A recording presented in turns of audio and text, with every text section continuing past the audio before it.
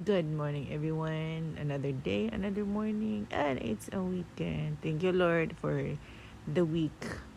Anyway, I just want to show you sa gipanghambog sa akong bana kahapon gipanaog jud ko niya bisan di ko ganahan mo na og gikapoy ko kapoy kay na jud og magsigig untulan ning crutches.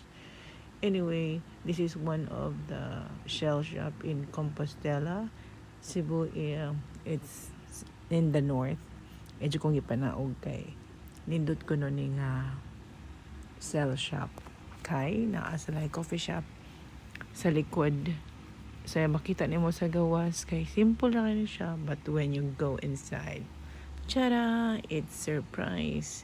Nindot ilang pag-design sa sulod and relaxing siya. Kung ganan ka kanang muni-muni, pwede ra na siya diri aircon, and then there's sa likod pwede ka magkanang pahangin.